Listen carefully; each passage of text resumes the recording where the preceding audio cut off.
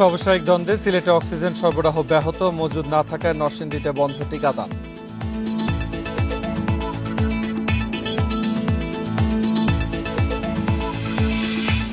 21 বছরে স্থগিত শ্রেণিয়াবাদ হত্যা মামলা, বঙ্গবন্ধু হত্যার উদ্দেশ্য খুঁজতে হচ্ছে তদন্ত কমিশন।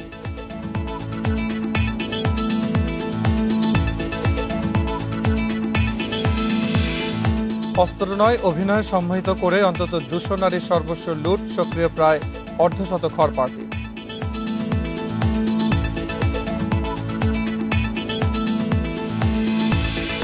দূষণমুক্ত পরিবেশে ঢাকার প্রকৃতিতে সবুজের সমারোহ, প্রকৃতি রক্ষায় সবার সচেতনতার তাগিদ।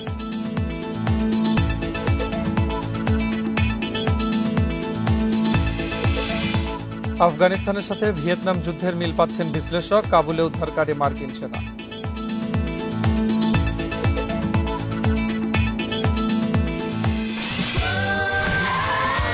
Saudi Extreme.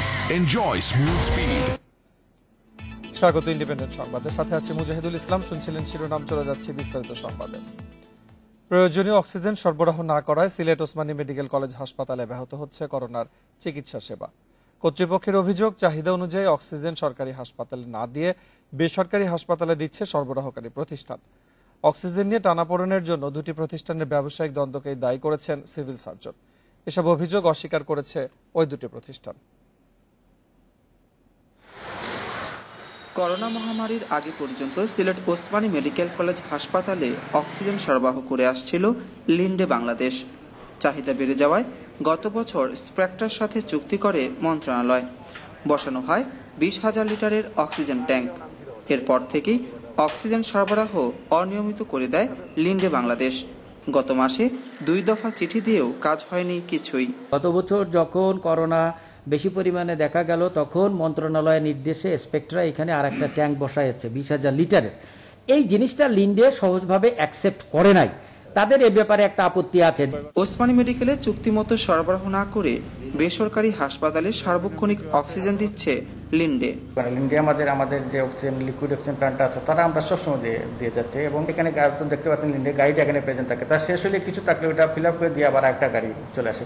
চাহিদা মতো অক্সিজেন না পাওয়ায় রোগীদের সেবা ব্যাহত হচ্ছে জানিয়ে এই টানাপোড়েনের জন্য দুটি প্রতিষ্ঠানের দ্বন্দ্বকেই দুষছেন সিভিল সার্জন। এই দুটি কোম্পানি অক্সিজেন দেওয়ার মধ্যে তাদের নিজেদের মধ্যে কিছুটা স্নায়ুযুদ্ধের কিছু বিষয় আছে। এই আক্রোশ ধরে যদি তারা নিজেদের মধ্যে প্রতিযোগিতা করে যদি একজন দেওয়া বন্ধ রাখে অথবা সঠিক সময় না দেয়, তাহলে সেই ক্ষেত্রে রোগীদের সমস্যা।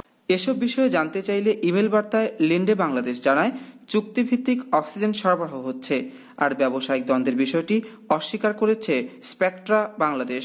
লিন্ডের সাথে আমাদের কোনো দ্বন্দ্ব নয়। আমাদের এমএজি ওসমানী মেডিকেলে নিমিউ থেকে আমাদের অর্ডার দিছে, আমরা ট্যাঙ্কি পাঠাচ্ছি, হসপিটাল চাইছে আমরা দিছি।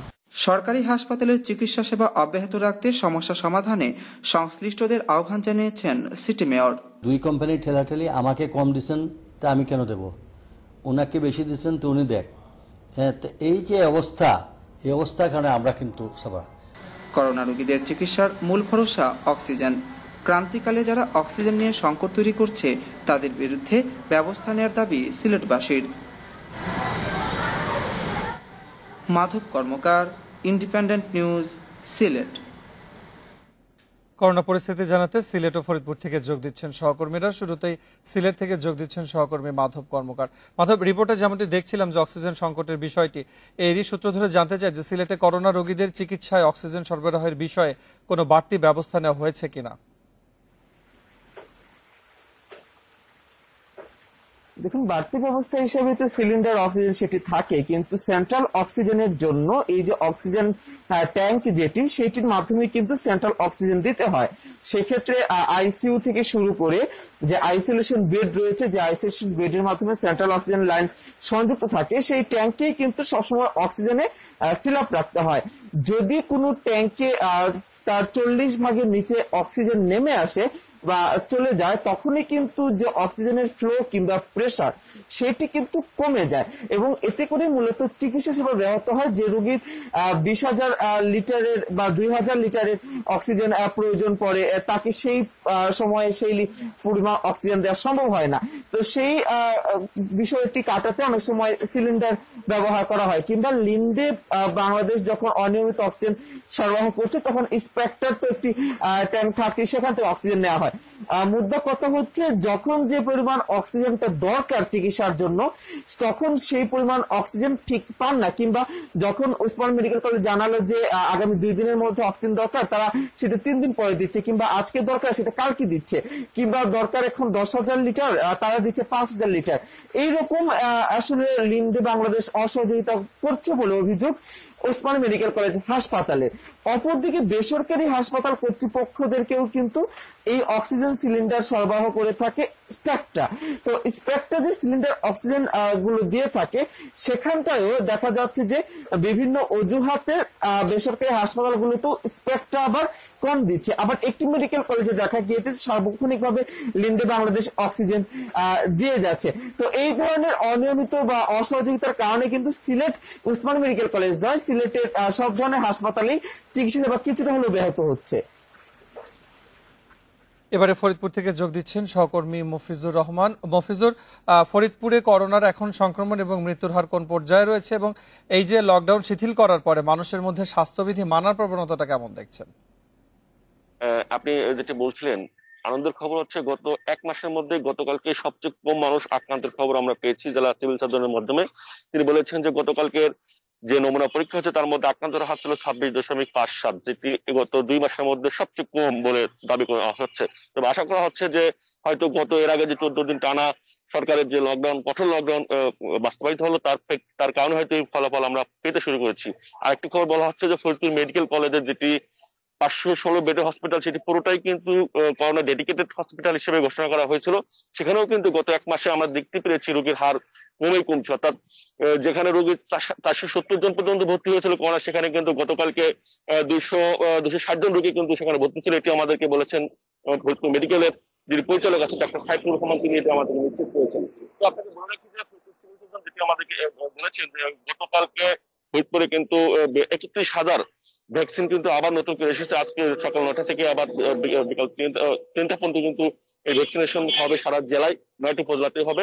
ফরিদপুর পৌর এলাকার 3টি স্থানে হবে এবং ফরিদপুর সদর হসপিটালে যেটি জেনারেল হসপিটাল রয়েছে সেখানেও ভ্যাকসিনেশনের কার্যক্রম চলবে। এছাড়া অন্যান্য উপজেলা এবং ইউনিয়ন পর্যায়ে কিন্তু সর্বপরিসর হলেও তারা কিন্তু ভ্যাকসিন কার্যক্রম পরিচালনা করবেন।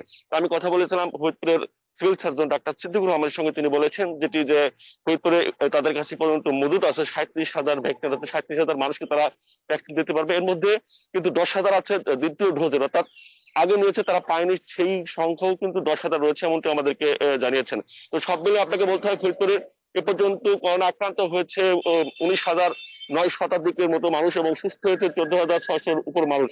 আর এ পর্যন্ত শুধুমাত্র করোনায় প্রাণহানি হয়েছে 460 জন রোগী ফরিদপুরে। এছাড়াও কিন্তু করোনার বাইরেও কিন্তু আপনার উপসর্গেও কিন্তু 1 থেকে বেশি সংখ্যক মৃত্যু হয়েছে, যেটি কিন্তু আমাদের কাছে স্বাস্থ্য বিভাগ জানানি। তবে সব মিলে আসার খবর হচ্ছে মানুষ স্বাস্থ্যবিধি মানছে, স্বাস্থ্যবিধি মানার ফলে কিন্তু যে করোনার আক্রান্তের হার কমছে এমনটি আমাদেরকে জানিয়েছেন জেলা স্বাস্থ্য বিভাগ। মফিজুর এবং মাধব, আপনাদের দুজনকে ধন্যবাদ জানাচ্ছি আমাদের সাথে যোগ দেওয়ার জন্য। নরসিংদীতে মজুদ শেষ হওয়ায় 4 দিন ধরে বন্ধ রয়েছে করোনার টিকাদান কার্যক্রম। কেন্দ্রে গিয়ে টিকা না পেয়ে হতাশ হয়ে ফিরে যাচ্ছে নিবন্ধন করা শত শত মানুষ। তবে টিকা সরবরাহ পেলেই কার্যক্রম আবারও শুরুর কথা জানিয়েছে স্বাস্থ্য বিভাগ। মজুদ শেষ হয় মঙ্গলবার দুপুর থেকে টিকাদান বন্ধ হয়ে যায় নরসিংদী সদর হাসপাতাল কেন্দ্রে। এরপর টিকা নিতে আসাদের জানিয়ে দেয়া হয় সংকটের কথা। পরে বুধবার দুপুর থেকে বন্ধ হয়ে যায় পুরো জেলার কার্যক্রম। টিকা না পেয়ে হতাশ হয়ে ফিরে যেতে হয় নিবন্ধনকারীদের। আগামীকালকে আসছি প্রথম ডোজ নেওয়ার জন্য, এরা আমরা লাইনে দাঁড়ায় রয়েছি, অনেকক্ষণ পরে বলতেছে যে প্রথম ডোজ নাই, টিকা শেষ। আমি একজন প্রেগনেন্ট রোগী, তো গতকালকেও আসলাম, গাড়ি ঘোড়ার কত রকম সমস্যা, তারপরেও কষ্ট করে আসলাম টিকা দেওয়ার জন্য, বলছে টিকা শেষ। টিকার নামে যে এই চরম ভোগান্তিতে আমাদেরকে পোহাতে হচ্ছে, এর দায় কার? 1 সপ্তাহে জেলায় 77,177 জনকে করোনার টিকা দেওয়া হয়েছে। মজুদ ফুরিয়ে যাওয়ায় স্বাভাবিক টিকাদান কার্যক্রম সাময়িক বন্ধের কথা জানান সিভিল সার্জন। ভ্যাকসিনের আসলে সংকট নেই, তবে একটু স্বল্পতা রয়েছে। আমি অধিদপ্তরে কথা বলেছি, আগামী শনি রোববারের মধ্যেই সংকট দূর হয়ে যাবে, আমরা পর্যাপ্ত ভ্যাকসিন পাবো এবং তখন ব্যাপকভাবে আবার ভ্যাকসিনেশন চালু করতে পারবো। এ পর্যন্ত জেলায় 2,28,700 ডোজ টিকা বরাদ্দ পেয়েছে। এর মধ্যে সিনোফার্মের 1,13,200 ডোজ এবং কোভিশিল্ডের 1,15,500 ডোজ সরবরাহ পেলে আবারও নিয়মিত টিকাদান শুরুর কথা জানিয়েছেন স্থানীয় স্বাস্থ্য বিভাগ। Independent news desk. চীন থেকে উপহার হিসেবে পাঠানো সিনোফার্মের আরো 10 লাখ টিকা ঢাকায় পৌঁছেছে।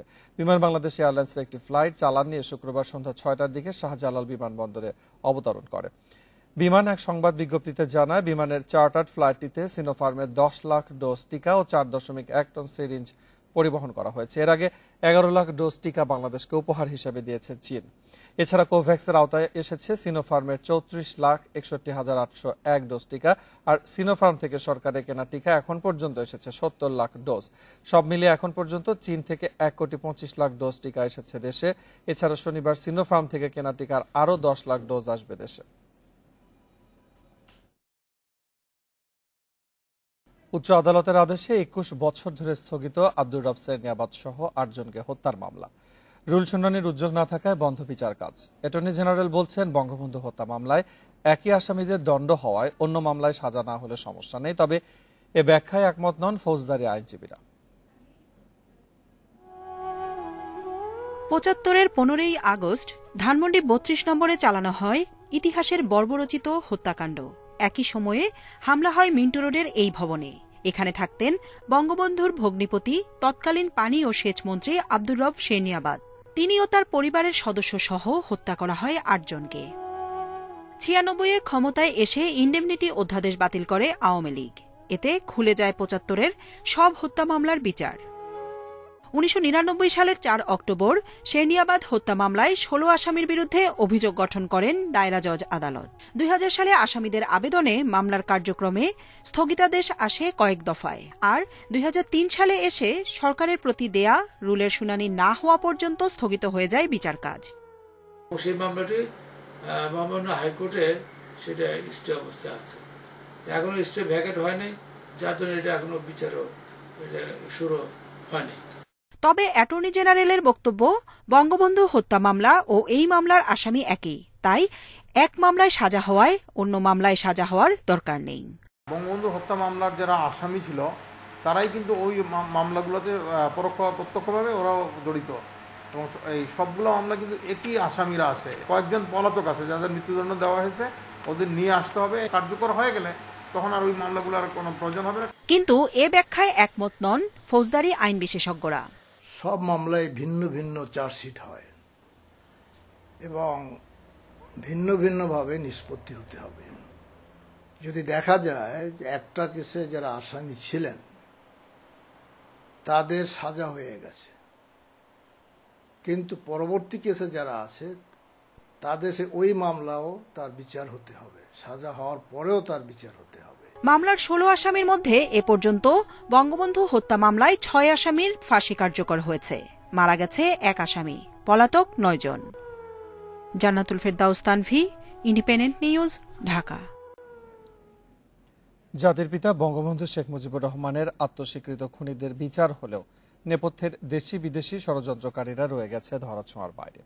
ফলে মেলেনি অনেক প্রশ্নের উত্তর। হত্যাকাণ্ডের মূল উদ্দেশ্য ও নেপথ্যের ব্যক্তিদের খুঁজে বের করতে তদন্ত কমিশন গঠনের দাবি মুক্তিযোদ্ধা ও গবেষকদের দীর্ঘদিনের। আইনমন্ত্রী জানিয়েছেন, করোনা সংক্রমণ কমলেই গঠন করা হবে তদন্ত কমিশন। বাংলাদেশের জন্মের 4 বছরের মাথায় 1975 সালের 15 আগস্ট সপরিবারে হত্যা করা হয় জাতির পিতা বঙ্গবন্ধু শেখ মুজিবুর রহমানকে। হত্যাকাণ্ডের পর ইন্ডেমনিটি দিয়ে রুদ্ধ করা হয় বিচারের পথ। 1996 সালে আওয়ামী লীগ ক্ষমতায় এলে বিচারের পথ সুগম হয়। পরে আদালতের রায়ে মৃত্যুদণ্ড কার্যকর হয় 6 ঘাতকের। এখনও পলাতক 6 আসামি। তবে এ হত্যাকাণ্ডের নেপথ্যের পরিকল্পনাকারীরা থেকে যায় ধরাছোঁয়ার বাইরে। মুক্তিযুদ্ধ গবেষকেরা বলছেন, সামরিক কর্মকর্তারা যে শুধু ক্ষমতার জন্য এ হত্যাকাণ্ড ঘটিয়েছে এমনটা ভাবার অবকাশ নেই। আন্তর্জাতিক গবেষক যারা বঙ্গবন্ধু হত্যাকাণ্ড নিয়ে গেছেন, লরেন্স লিপসুস বলুন, এল খতিব বলুন কিংবা অ্যান্টনি মাসকারেনাস, তারা তো দেখিয়েছেন এখানে আইএসআইসিআইএ কিভাবে ইনভলভ ছিল। তো পুরো জিনিসটা পূর্বাপর আমরা যদি পর্যালোচনা করি, তদন্ত যেটা হয়েছে সেখানে এই বিষয়গুলো আসা উচিত ছিল, এগুলো আসা হয়নি এবং সেই চক্রান্তটা কিন্তু এখনো অব্যাহত আছে। সরকার ষড়যন্ত্রকারীদের চিহ্নিত করে তাদের নাম জনসমক্ষে প্রকাশের সিদ্ধান্ত নিয়েছে বলে জানিয়েছেন আইনমন্ত্রী। মরণোত্তর সাজা দেওয়ার কোনো বিধান নাই, কিন্তু এই হত্যাকাণ্ডে জিয়াউর রহমান জড়িত এবং সেটার যে সাক্ষ্য প্রমাণ, ইনশাআল্লাহ এই কমিশনের মাধ্যমে সেটা জনসম্মুখে আমরা উপস্থাপন করে দেব। সপরিবারে বঙ্গবন্ধুকে হত্যার পর দেশে কোনো কমিশন গঠন না হলেও যুক্তরাজ্যে Sheikh Mujib murder inquiry preliminary report of the commission of inquiry নামে কমিশন গঠন করা হয়। যে কমিশনের সদস্যরা অনুসন্ধানের জন্য বাংলাদেশে আসার ভিসা চাইলে দেয়নি তৎকালীন জিয়াউর রহমানের সরকার। পরে প্রকাশিত তদন্ত প্রতিবেদনে প্রতিবাদ করে বলা হয়, বঙ্গবন্ধু হত্যাকাণ্ডের ক্ষেত্রে বিচার প্রক্রিয়াকে নিজস্ব পথে এগুতে দেয়া হয়নি এবং এর জন্য তৎকালীন সরকারই দায়ী। জান্নাতুল ফেরদাউস তানভি, ইন্ডিপেন্ডেন্ট নিউজ, ঢাকা। মলম, অজ্ঞান, টানা বা গামছা পার্টির পর এবার রাজধানীতে সক্রিয় খড় পার্টি। টাকার প্রলোভন ও কথার মায়াজালে সহজ সরল নারীদের সম্মোহিত করে লুটে নেয় সঙ্গে থাকা সবকিছু। ভয় বা অস্ত্র নয়, অসহায়ত্বের অভিনয় তাদের মূল হাতিয়ার। 3 সদস্যের এক চক্রকে গ্রেপ্তারের পর পুলিশ জানিয়েছে, রাজধানীতে এ চক্রের খপ্পরে পড়ে সর্বস্ব হারিয়েছেন 2 শতাধিক নারী। সক্রিয় আরও 40 থেকে 50টি চক্র। এক নারীর সঙ্গে এক যুবক হাঁটছেন, কিছু দূর গিয়ে দাঁড়িয়ে কথা বলছেন দুজন। এরপর যোগ দেন আরো এক যুবক। কিছুক্ষণ পর এক যুবক চলে গেলেন, কিন্তু ওই নারী ও আরেক যুবক স্বাভাবিকভাবেই হেঁটে যাচ্ছেন। ওই নারী হাতিরঝিল থানায় অভিযোগ করেন, যুবকরা তাকে সম্মোহিত করে তার সঙ্গে থাকা মূল্যবান সামগ্রী নিয়ে সরে পড়েছেন। ওই একটা জায়গায় আমি ফার্মগেট মার্কেটের সামনে দিয়ে আমি প্রায় আপনার 7 ঘন্টার মতো শুধু আমি রাউন্ডই দিচ্ছি, আমার ঘাম ছুটে যাচ্ছে, আমার সেন্স নেই। তদন্তে নামে পুলিশ, খোঁজ মেলে 3 সদস্যের একটি চক্রের। প্রতিদিনই যারা নারীদের টার্গেট করে রাস্তায় নামে। চক্রের এক সদস্য প্রথমেই বিপদের কথা বলে সহায়তা চেয়ে আলাপ জুড়ে দেয়। এক পর্যায়ে শার্ট বা গেঞ্জির নিচে লুকিয়ে রাখা একটি প্যাকেট বের করে অত্যন্ত মূল্যবান বলে নারীকে দেখায়। ঠিক সেই মুহূর্তে আসে চক্রের দ্বিতীয় সদস্য। জিনিসটি কোন দোকানে বিক্রি হতে পারে তার ধারণা দেয় সে। বিক্রিতে সহায়তা করলে নারীকে 10 থেকে 20,000 টাকা ভাগ দেওয়ার প্রলোভন দেখায়। নির্দিষ্ট দোকানের মালিক সেজে যোগ দেয় তৃতীয় সদস্য, কিন্তু মূল্যবান জিনিসটি বিক্রি নিয়ে তৈরি হয় অনিশ্চয়তা। এভাবেই ঘন্টার পর ঘন্টা নিখুঁত অভিনয়, কথার মায়াজাল ও অর্থের প্রলোভনে চক্রের সদস্যদের প্রতি তীব্র সহানুভূতিশীল, একই সঙ্গে সম্মোহিত হয়ে পড়ে ওই নারী। এক পর্যায়ে নিজের অজান্তেই স্বেচ্ছায় সঙ্গে থাকা নগদ টাকা, স্বর্ণালংকার ও মোবাইল ফোন দিয়ে দেয় সে। আমাকে এই প্যাকেটটা ধরাই দিয়ে বললো ও আমার কাছে আংটি চাইছে, আমি নিজে সবকিছু আমি নিজের ইচ্ছাকৃতভাবে ওকে খুলে দিচ্ছি। এর কারণটা কি আমি নিজেও বলতে পারলাম না। পুলিশ জানাচ্ছে এই চক্রের সদস্যরা নারায়ণগঞ্জের রূপগঞ্জের বাসিন্দা, কিন্তু তারা তৎপর রাজধানীর খিলগাঁও, রামপুরা, মগবাজার, ফার্মগেট, মোহাম্মদপুর ও মিরপুর এলাকায় লুট করা স্বর্ণালংকার রূপগঞ্জে আর মোবাইল ফোন ঢাকায় বিক্রি করে। সংঘবদ্ধ চক্রের সন্ধান আমরা পেয়েছি। এদের 3 জনকে আমরা অ্যারেস্ট করেছি। এদের সম্পর্কে আমরা তথ্য কালেক্ট করতেছি। বাকিদের গ্রেপ্তারের প্রচেষ্টা অব্যাহত আছে। এ ধরনের প্রতারণা থেকে বাঁচতে রাস্তায় কেউ বিপদে পড়ে কিছু বিক্রি করে দেওয়ার প্রস্তাব দিলে এড়িয়ে যেতে নারীদের পরামর্শ দিচ্ছে police. Masudur Rahman, independent News, Dhaka. মাদকদ্রব্য নিয়ন্ত্রণ আইনের মামলায় চিত্রনায়িকা পরিমণি ও তার সহযোগী দীপুর জামিন আবেদন নাকচ করে কারাগারে পাঠানোর আদেশ দিয়েছে আদালত। শুক্রবার ঢাকা মেট্রোপলিটন ম্যাজিস্ট্রেট ধীমান চন্দ্র মণ্ডলে আদেশ দেন। এছাড়াও জামিন আবেদন নাকচ হয়েছে মডেল মো ও প্রযোজক রাত সহ তাদের 2 সহযোগীর। দ্বিতীয় দফায় 2 দিনের রিমান্ড শেষে শুক্রবার বেলা 12:15টার দিকে পরিমণি ও দীপুকে নেওয়া হয় আদালতে।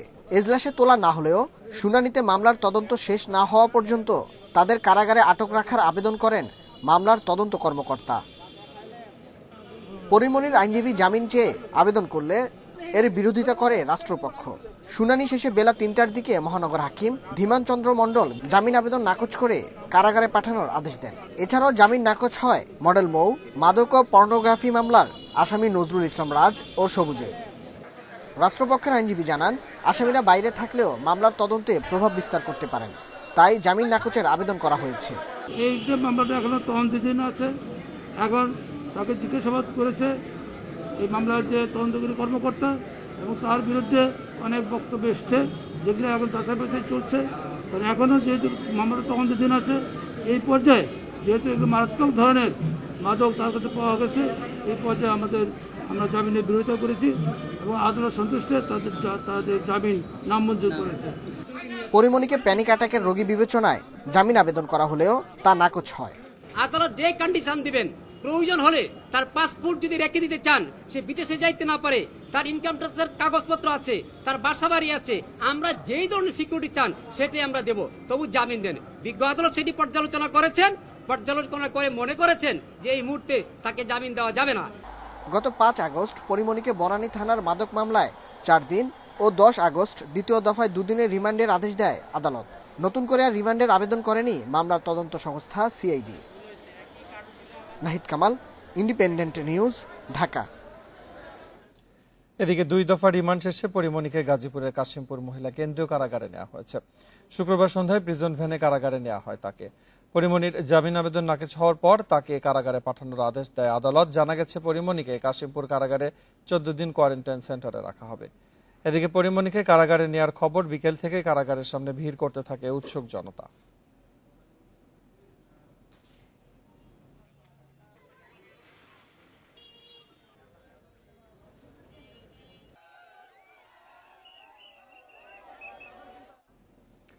চার দিনের ব্যবধানে পদ্মা সেতুর পিলারে আবারও ফেরির ধাক্কা। এই নিয়ে ২১ দিনের মধ্যে ৩ বার ঘটল এই ঘটনা। শুক্রবার সকালে সেতুর ১০ নম্বর পিলারে ধাক্কা দেয় ফেরি কাকলি। এই ঘটনায় সুকানি ও মাস্টারের উদাসীনতাকেই দায়ী করছেন নৌপরিবহন প্রতিমন্ত্রী খালিদ মাহমুদ চৌধুরী। ঘটনাস্থল পরিদর্শনে গিয়ে কথা জানান তিনি। এদিকে কাকলি ফেরির ভারপ্রাপ্ত মাস্টার ও সুকানিকে বরখাস্ত করেছে বিআইডব্লিউটিসি। শুক্রবার সকাল 7:45 বাংলাবাজার ঘাট থেকে মুন্সিগঞ্জের শিমুলিয়ায় যাত্রা করে কাকলি নামের ছোট্ট একটি ফেরি, কিন্তু নিয়ন্ত্রণ হারিয়ে ফেরিটি ধাক্কা দেয় পদ্মা সেতুর ১০ নম্বর পিলারে। ধাক্কার পর ফেরিতে থাকা লোকজনের মধ্যে আতঙ্ক ছড়িয়ে পড়ে, তবে এবার কেউ হতাহত বা যানবাহনের কোনো ক্ষতি হয়নি। দুর্ঘটনার পরে শিমুলিয়া ঘাটে ফিরে যায় ফেরিটি। ঢাকাটা হচ্ছে হলো প্রচন্ড বাতাস ছিল এবং বৃষ্টি ছিল এবং স্রোত এই দুইটার কারণে নিয়ন্ত্রণে রাখতে পারে না আর কি, বাতাসে চাপাই ফেলাইছে। ২৪টার মতো গাড়ি ছিল, আর আমরা পল্টন ধরে গাড়িগুলো আনলোড করে ফেলাইছি দ্রুতভাবে। ঠিক আছে, দ্রুতভাবে এবার আমরা ওয়ার্কশপে আয়া নিরাপদে রয়েছি। সকাল 10টার দিকে পদ্মা সেতু এলাকা ও মাদারীপুরের মাঝিকান্দির ঘাট পরিদর্শনে যান নৌপরিবহন প্রতিমন্ত্রী খালিদ মাহমুদ চৌধুরী। এ সময় তিনি বলেন, এমন ধাক্কায় সেতুর ন্যূনতম ক্ষতি হবে না, তবে বারবার পদ্মা সেতুর পিলারে ফেরির ধাক্কার ঘটনায় নৌপরিবহন মন্ত্রণালয় বিব্রত। আমাদের সংস্থা থেকেও ব্যবস্থা গ্রহণ করা হয়েছে, কিছু নির্দেশনা ছিল। এই নির্দেশনার ক্ষেত্রে পালনের ক্ষেত্রে কিছুটা আমরা উদাসীনতা লক্ষ্য করেছি। পদ্মা সেতু পুরোপুরিভাবে চালু হওয়ার পর আমরা ওই বাংলা বাজারে যে ঘাটটি আছে সেই ঘাটটা আমরা আর ব্যবহার করতে পারবো না। পদ্মা সেতুর পিলারে বারবার ধাক্কা লাগার বিষয়টি নিছক দুর্ঘটনা বা চালকের অদক্ষতা বলে উড়িয়ে দেওয়া ঠিক হবে না বলে মনে করেন সড়ক পরিবহন ও সেতুমন্ত্রী ওবায়দুল কাদের। শুক্রবার বিকেলে পদ্মা সেতু পরিদর্শনে এসে সাংবাদিকদের সাথে আলাপকালে একথা বলেন তিনি। শস্যের মধ্যে ভূত আছে কিনা সেটা আমাদের খুঁজে বের করতে হবে।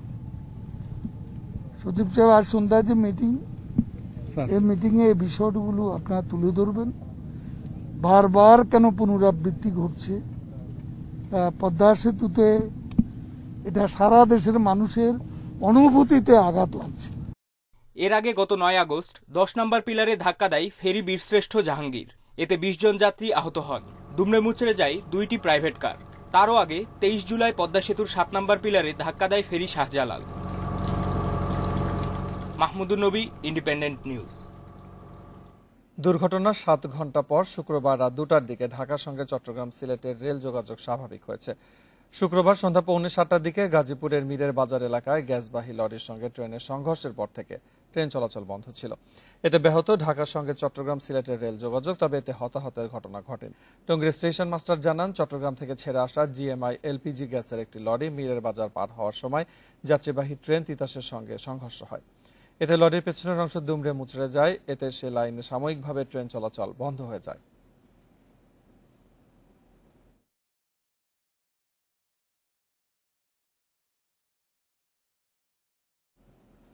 সুইডেনের একটি করোনা টিকার ট্রায়াল হতে যাচ্ছে দেশে।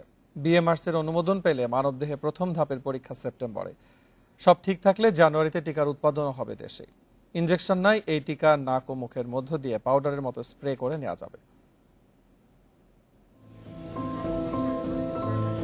করোনায় বিপর্যস্ত পুরো পৃথিবী। মহামারী নিয়ন্ত্রণের বড় অস্ত্র এখন টিকা। এ পর্যন্ত যত টিকা এসেছে সব ইনজেকশনের মাধ্যমে নিতে হয়। এবার এলো ভিন্নধর্মী ও আরো কার্যকরী এক টিকার খবর। সুইডেনের ক্যারোলিনস্কা ইনস্টিটিউট জানিয়েছে, করোনার নেজাল ও ইনহেলার টিকা আবিষ্কারের পথে তারা। নাক ও মুখ দিয়ে পাউডারের মতো স্প্রে করে নেওয়া যাবে এই টিকা। সাফল্য এসেছে প্রাণীর দেহে প্রয়োগে। এটার এখন পর্যন্ত কোনো কমপ্লিকেশন, সাইড এফেক্ট অ্যানিমালসের উপরে দেখা যায়নি। আমরা যুগান্তকারী এই জন্য বলছি যে এটা আপ টু COVID-30 মানে অ্যানাদার 3 to 4 ইয়ার্স এটা ঠেকাতে পারবে, এবং এটার থেকেও আবার আমরা মডার্ন করতে পারবো, একটার পর একটা স্টেজ আপ করে নিতে পারবো। যুক্তরাষ্ট্র প্রবাসীদের চেষ্টায় এই টিকার ট্রায়াল হতে যাচ্ছে বাংলাদেশে। এরই মধ্যে হয়েছে চুক্তিও। আগামী সপ্তাহে প্রোটোকল জমা দেয়া হবে বিএমআরসিতে। অনুমোদন পেলে মানবদেহে প্রথম ধাপের পরীক্ষা সেপ্টেম্বরে। টিকা প্রয়োগ হবে 180 জনের শরীরে। এরপর পর্যবেক্ষণ 70 দিন। সব ঠিক থাকলে দ্বিতীয় ও তৃতীয় ধাপে 10 লাখ মানুষের উপর পরীক্ষা ডিসেম্বরে। সিআরও হিসেবে থাকছে বাংলাদেশ ক্লিনিক্যাল ট্রায়াল লিমিটেড, বিসিটিএল। অত্যন্ত ভালো, খুবই সুন্দর হবে যদি ভবিষ্যতে সাকসেসফুল হয় আর কি। এটা আমরা এই দেশে, আমাদের দেশে ট্রায়াল চলবে। এটা আসলে সুইডেন থেকে ওখানে আবিষ্কার করা হয়েছে, প্রথম কোথাও এখনো ট্রায়াল হয়নি, আমরাই দেব এটা আমাদের দেশে। এই টিকার উৎপাদনও হবে বাংলাদেশেই। প্রাথমিক উৎপাদনের লক্ষ্যমাত্রা 30 কোটি ডোজ। বাংলাদেশকে প্রযুক্তি হস্তান্তরও করবে সুইডেন। দেশে টিকার উৎপাদন করবে ইউনিমেড, ইউনিহেলথ। ওদের টক্সিকোলজি রিপোর্টটা আমাদের হাতে আসলেই আমরা নেক্সট উইক বা second week of this month আমরা প্রোটোকলটা সাবমিট করব। তাদের সঙ্গে আমাদের কথা হয়েছে টেকনোলজি ট্রান্সফারের বিষয়ে, টেকনোলজি ট্রান্সফার এবং Bangladesh made vaccine. So it will have a huge impact in the economy as well. Bangladesh নিজের ভ্যাকসিন তো দিতেই পারবে, বহির্বিশ্ব এটাকে এক্সপোর্ট করতে পারবে। তুলনামূলক কম মূল্যে মিলবে এই টিকা। সংরক্ষণ করা যাবে যে কোনো তাপমাত্রায়। Hasan Misbah, independent News, Dhaka. Dengue আক্রান্তের পাশাপাশি বাড়ছে মৃত্যু। এক মাসে রাজধানীতে মৃত্যু হয়েছে 24 জনের। এখনো দিনে হাসপাতালে ভর্তি হচ্ছেন 200-র বেশি আক্রান্ত। সবচেয়ে বেশি ঝুঁকিতে শিশুরা। এবারে অন্যান্য সময়ের চেয়ে রোগীর জটিলতাও দেখা দিচ্ছে বেশি। হাসপাতালে আইসিইউতে 16 দিন জীবন মৃত্যুর সঙ্গে লড়াই করে হেরে গেছেন জগন্নাথ বিশ্ববিদ্যালয়ের শিক্ষক সাইদা নাসরিন বাবলি। ডেঙ্গুতে এবছরের 7 জুলাই প্রথম মৃত্যু তার। এরপর মারা গেছে 10 বছরের শাবাব। গত 35 দিনে মোট প্রাণহানি 24 জনের। মুগদার বাসিন্দা সেলিম। প্রথমে আক্রান্ত হন তার স্ত্রী, একদিন পর তিনি নিজে। দ্রুত কমছে তার প্লাটিলেট। স্বামী স্ত্রী দুজনেই ভর্তি হাসপাতালে। খুব গুরুতর অসুস্থ হয়ে গেলে আমি এখানে নিয়ে আসি। নিয়ে আসার পরে ওর ডেঙ্গু হলো, বললো হাসপাতালে অ্যাডমিট হতে হবে। তারপরের দিন আমার টেস্ট করার পর আমিও ডেঙ্গু পজিটিভ হই। আমাদের ভাইয়ার বাসার সামনে আক্রান্ত একজন হাসপাতালে, পূর্বে পাশে বাসায় আক্রান্ত বাচ্চা, মানে ওই এলাকায় প্রত্যেক বাসায় 2-3 জন করে আক্রান্ত। আমাদের পরিবারে তো 2 জন। এবছর ডেঙ্গু রোগীর জটিলতা দেখা দিচ্ছে বেশি। লাগছে আইসিইউ। হিমশিম খাচ্ছেন চিকিৎসকেরা। ডেঙ্গু রোগীদের অবস্থা পর্যালোচনা করলে দেখতেছি যে খুব দ্রুত সময়ের মধ্যে খারাপ হচ্ছে। পেশেন্টটা আসার 3 দিনের মাথায় বা 4 দিনের মাথায় তাদের বিভিন্ন ধরনের কমপ্লিকেশন ডেভেলপ করতেছে। অ্যাসাইটিস, প্লুরাল এফিউশন বা হেপাটাইটিস, প্যানক্রিয়াটাইটিস, এরকম বিভিন্ন অর্গান ইনভলভ হচ্ছে এবং রোগীরা খুব দ্রুত খারাপ হয়ে যাচ্ছে। চলতি বছরের শুরু থেকেই শঙ্কা ছিল ডেঙ্গু বাড়ার, হয়েছেও তাই। অভিযান চালানোর পাশাপাশি নগরবাসীকে সচেতন করছে 2 সিটি কর্পোরেশন। তারপরও নিয়ন্ত্রণে আসছে না ডেঙ্গু। এডিস মশা বা ডেঙ্গুকে যদি আমরা নিয়ন্ত্রণ করতে চাই তাহলে সমন্বিত মশক ব্যবস্থাপনাকে বিজ্ঞান ভিত্তিকভাবে সারা বছর ব্যাপী চলমান থাকতে হবে। ডেঙ্গু যখন বেড়ে যায় ঠিক সেই মুহূর্তে ডেঙ্গু নিয়ন্ত্রণে ঝাঁপিয়ে না পড়ে সারা বছরই যেন বিজ্ঞান ভিত্তিক ডেঙ্গু নিয়ন্ত্রণ পরিকল্পনা থাকে। শুক্রবার ডেঙ্গুতে আক্রান্ত হয়েছে 210 জন, আর সব মিলিয়ে হাসপাতালে চিকিৎসাধীন 952 রোগী। Adilur Rahman, independent News, Dhaka. যশোরে বেড়েই চলেছে ডেঙ্গু রোগীর সংখ্যা। বিশেষ করে অভয়নগর উপজেলায় আশঙ্কাজনক পর্যায়ে পৌঁছেছে ডেঙ্গু পরিস্থিতি। সেখানে স্বাভাবিক সময়ের তুলনায় কয়েক গুণ বেশি এডিস মশার লার্ভা পাওয়া গেছে। অবশ্য পরিস্থিতি সামলাতে জেলা জুড়ে নেওয়া হচ্ছে আগাম প্রস্তুতি। যশোরের 8টি উপজেলার মধ্যে ডেঙ্গুর প্রকোপ সবচেয়ে বেশি অভয়নগরে। সেখানে স্বাভাবিকের তুলনায় 5 থেকে 7 গুণ বেশি এডিস মশার লার্ভা মিলেছে। এখন পর্যন্ত 27 জন ডেঙ্গু রোগী শনাক্ত হয়েছে অভয়নগরে। এছাড়া যশোর সদর, শার্শা ও মনিরামপুরেও পাওয়া গেছে ডেঙ্গু রোগী। সময় মতো মশা নিধনের কাজ শুরু না হয় ডেঙ্গুর প্রকোপ বাড়ছে বলে অভিযোগ স্থানীয়দের। যেটুকু কাজ হচ্ছে তাও যথেষ্ট নয় বলে মনে করেন তারা। আর এসব কারণেই বাড়ছে ডেঙ্গু রোগীর সংখ্যা। ডে বাই ডে ডেঙ্গুর প্রকোপ বাড়তেছে এবং করোনা মহামারীও আমাদের খুবই শোচনীয় পর্যায়ে আছে যশোরে।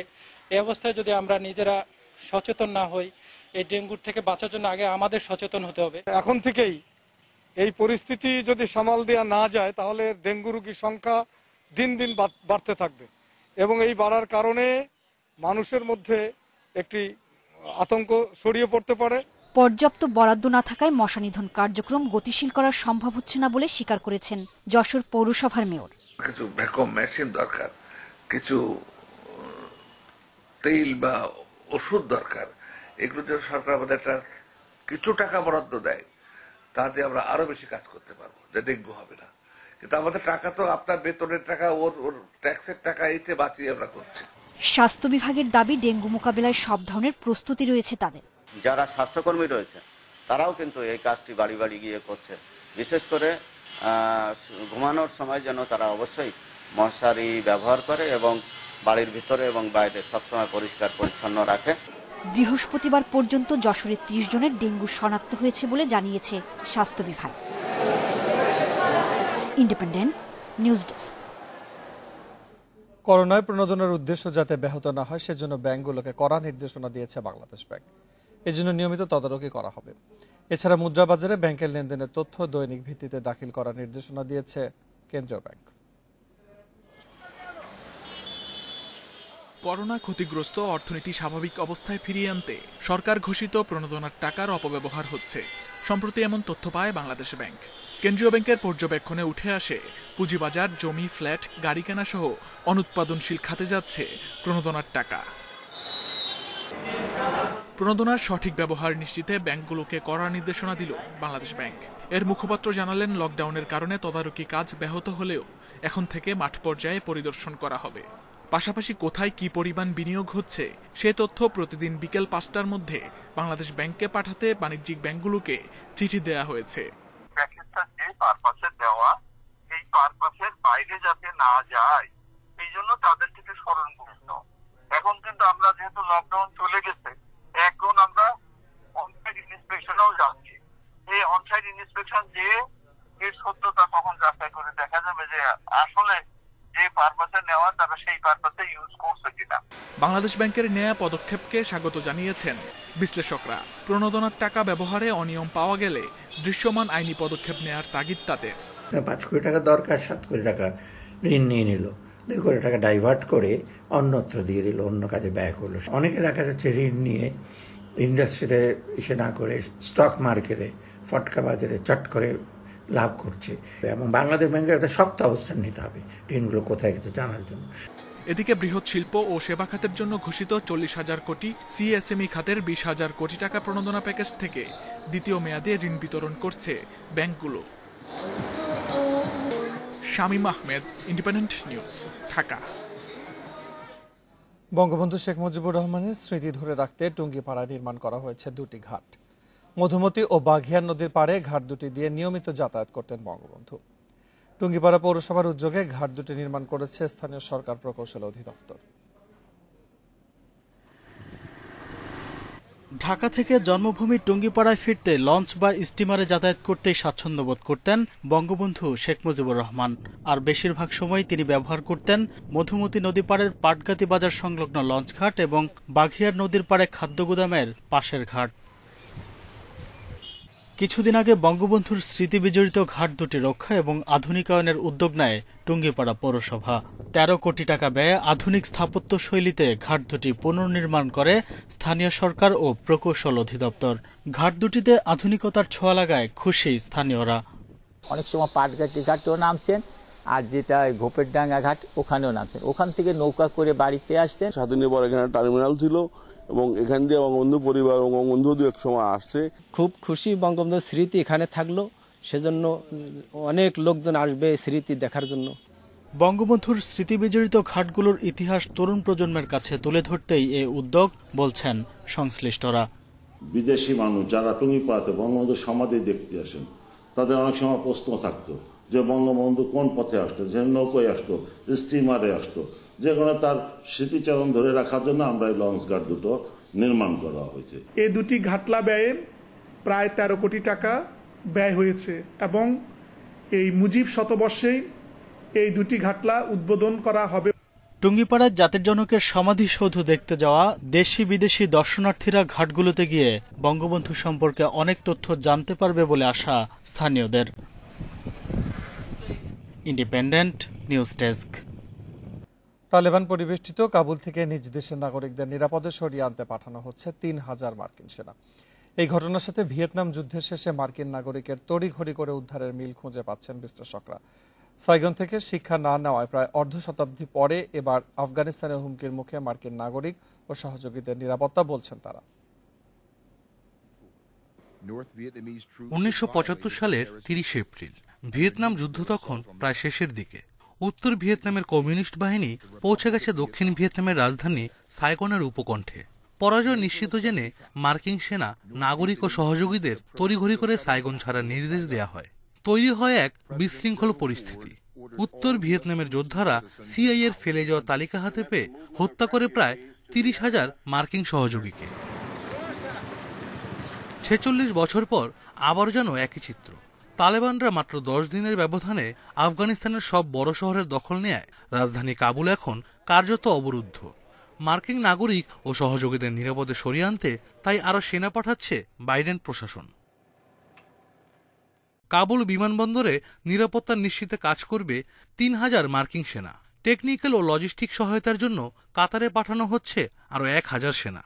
আমেরিকানদের দেশে ফেরা নির্বিঘ্ন করতে ৩,৫০০ থেকে ৪,০০০ সেনা প্রস্তুত রাখা হচ্ছে কুয়েতে। এছাড়া নিকটবর্তী সমুদ্রে অবস্থান করছে মার্কিন এয়ারক্রাফট ক্যারিয়ার রোনাল্ড রিগান এবং ইওজিমা। ভিয়েতনামে ১৯৭৫ সালের ওই অভিযানের নাম ছিল অপারেশন রিক্রুয়েন্ট উন্ড। সে সময় মার্কিন বাহিনীকে সাহায্য করা ৭,০০০-এর বেশি ভিয়েতনাম নাগরিককে উদ্ধার করা হয়। তালেবানের দ্রুত উত্থানে নিজের ও পরিবারের ভবিষ্যৎ নিয়ে দুশ্চিন্তায় আফগানিস্তানে নিযুক্ত দোভাষীরা। বিদেশি সেনারা আফগানিস্তানে শান্তি ফেরাবে এই আশায় আমি কাজে যোগ দিয়েছিলাম। আমার মনে হয়েছে দেশ তালেবান মুক্ত হবে, কিন্তু এখনকার পরিস্থিতি সত্যি উদ্বেগজনক। আফগানিস্তানের মানুষ আর কোনো ভরসা পাচ্ছে না। এরই মধ্যে দোভাষী ও তাদের পরিবারের সদস্য মিলিয়ে প্রায় ২৫০০ আফগানকে নিরাপদে সরিয়ে আনা শুরু করেছে যুক্তরাষ্ট্র। অস্ট্রেলিয়ার প্রধানমন্ত্রী স্কট মরিসন ও তাদের বাহিনীর সাথে যুক্ত আফগানদের নিরাপত্তার আশ্বাস দিয়েছেন। তবে দোভাষীদের নিয়ে এখনো কোনো সিদ্ধান্ত দেয়নি জার্মানি। আশরাফ শুভ, ইন্ডিপেন্ডেন্ট নিউজ। বিশ্বে করোনায় একদিনে মারা গেছে ১০,০০০ মানুষ, নতুন শনাক্ত ৬,৯০,০০০। এই নিয়ে বিশ্বে করোনায় মোট প্রাণহানি ছাড়িয়েছে ৪৩,৫৭,০০০। এ পর্যন্ত আক্রান্ত ২০,৬৮,০০,০০০ বেশি। বিশ্বে এক সপ্তাহে সংক্রমণের হার বেড়েছে ৪%, মৃত্যুর হার ৩%। এদিকে একদিনে সর্বোচ্চ ১,৪৩২ জনের মৃত্যু হয়েছে ইন্দোনেশিয়ায়, শনাক্ত ৩০,৭৮৮ জন। ব্রাজিলে একদিনে ৯২৬ জনের মৃত্যু হয়েছে। যুক্তরাষ্ট্রের নতুন শনাক্ত ১,২৭,০০০-এর বেশি। সেখানে ২৪ ঘন্টায় মারা গেছে ৭৩৮ জন। ইরানে ৩৯,০০০-এর বেশি মানুষের দেহে নতুন করে মিলেছে করোনার উপস্থিতি। সেখানে এক সপ্তাহে শনাক্তের হার বেড়েছে ১৩ ভাগ আর মৃত্যু বেড়েছে ৪০%। এদিকে ইসরায়েলে বুস্টার ডোজের টিকা দেওয়া শুরু হয়েছে। অতিবৃষ্টির কারণে উজানের দেশ চীনের হুবেই প্রদেশে জারি করা হয়েছে রেড অ্যালার্ট। 5 শহরে বন্যায় 21 জনের প্রাণহানির পর এই সিদ্ধান্ত নেয় কর্তৃপক্ষ।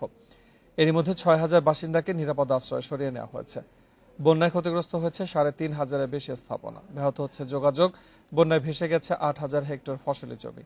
গেল সপ্তাহে সিচুয়ানের রেকর্ড পরিমাণ বৃষ্টির জন্য 80,000 মানুষকে নিরাপদ আশ্রয় সরিয়ে নেওয়া হয়েছিল। আর হেনান প্রদেশে জুনে বন্যায় 300 মানুষের মৃত্যু হয়েছে। শুরু হলো ইউরোপিয়ান ফুটবলের নতুন মৌসুম। শীর্ষ 3 ঘরোয়া লিগের লড়াইয়ে জমজমাট থাকবে আগামী কয়েক মাস। ইংলিশ প্রিমিয়ার লিগের প্রথম দিনই চমক দেখিয়েছে নবাগত দল ব্রেন্টফোর্ড। 74 বছর পর লিগে ফিরে আর্সেনালকে 2-0 গোলে হারিয়েছে তারা। প্রথমার্ধে আর্সেনালের জালে বল পাঠান সার্জি কানোস। 65 মিনিটে সুযোগ পেয়েও সমতায় ফিরতে ব্যর্থ হয় গানাডা। 73 মিনিটে দুর্দান্ত ফিনিশিংয়ে ব্রেন্টফোর্ডকে ঐতিহাসিক জয় এনে দেন ক্রিশ্চিয়ান নোগার্ড। এদিকে বুন্দেসলিগায় লেভানডস্কির একমাত্র গোলে হারিয়ে দিয়েছে বর্তমান চ্যাম্পিয়ন বায়ার্ন মিউনিখ।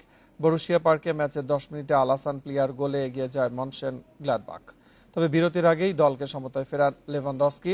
আর লা লিগায় ঘরের মাঠে গেতাফেকে 1-0 গোলে হারিয়েছে ভ্যালেন্সিয়া। দূষণমুক্ত পরিবেশে প্রাণ ফিরে পেয়ে আপন সৌন্দর্য উদ্ভাসিত ঢাকার প্রকৃতি। গাছে গাছে দেখা দিয়েছে নতুন কুড়ি, চারিদিকে সবুজের সমারোহ। সঠিক পরিকল্পনার প্রকৃতি রক্ষায় সবাই সচেতন থাকলে সারা বছরই প্রকৃতির এই অনাবিল সৌন্দর্য ধরে রাখা সম্ভব বলে মনে করছেন পরিবেশবিদরা। মগ ডালে বাসা বেঁধেছে বক, এ যেন বকেদের অভয়ারণ্য। কাঠঠোকরা টিয়ে সহ নানা পাখ পাখালির মেলা। এটি কোনো বনাঞ্চল নয়, রাজধানীর গাছে গাছেই এখন চোখে পড়ে এমন অনন্য সুন্দর দৃশ্য। করোনা রোধে কয়েক দফা লকডাউনে অনেকটাই বিশুদ্ধ হয়ে উঠেছে রাজধানীর প্রকৃতি। দীর্ঘ অপেক্ষার পর প্রকৃতি ফিরে পেয়েছে সজীবতা। নানা রঙের ফুলে ফলে যেন আপন সৌন্দর্যের সবটুকুই ঢেলে দিয়েছে। পরিবেশবিদরা বলছেন, বিগত বছরগুলোর তুলনায় এবছরের প্রকৃতি অনেক বেশি সজীব। দৈনিক প্রায় 500 মেট্রিক টন ধুলাবালি পতিত হতে আগে লক্ষ্য করেছিলাম, সেখানে এখন 50 মেট্রিক টনও ধুলাবালি গাছের পাতাতে নেই ঢাকা শহরে। এটার কারণে প্রকৃতি কিন্তু সতেজ হয়ে উঠেছে, গাছে ফুল ফলে কিন্তু ভরে উঠেছে এবং পাতাগুলো রন্ধ্রে রন্ধ্রে কিন্তু একটি পুনর্জাগরণ আমরা লক্ষ্য করছি। সঠিক পরিকল্পনা অনুযায়ী চললে রাজধানীর এই সৌন্দর্য ধরে রাখা সম্ভব বলে মনে করছেন বিশেষজ্ঞরা। বর্ষার যে প্রাকৃতিক যে সৌন্দর্য সেটা মিলিয়ে এবং লকডাউনের কারণে যে নেচারকে বিরক্ত না করার যে ব্যাপারটা ছিল, সবকিছু মিলিয়ে খুব চমৎকার একটা প্রকৃতি আমরা পেয়েছি। প্রকৃতির এই যে প্রাণবন্ততা, এটাকে যদি টিকিয়ে রাখতে হয় এবং এটাকে যদি ধারাবাহিকভাবে আমরা দেখতে চাই, তাহলে আসলে আমাদের অনেকগুলো পরিকল্পনা দরকার। রাজধানীর পরিবেশের ভারসাম্য ধরে রাখতে দূষণ সৃষ্টিকারী শিল্পগুলোকে নিয়ন্ত্রণে পরিবেশ আইনের যথাযথ প্রয়োগের তাগিদ দিয়েছেন পরিবেশবিদরা। Jahanara Parvin, Independent News, Dhaka. এই ছিল এখনকার ইন্ডিপেন্ডেন্ট সংবাদ। এছাড়া ইন্ডিপেন্ডেন্ট টেলিভিশনের সব খবর আরো বিস্তারিত জানতে চোখ রাখুন ফেসবুক, ইউটিউব ও টুইটারে। আমন্ত্রণ আমাদের পরবর্তী আয়োজন।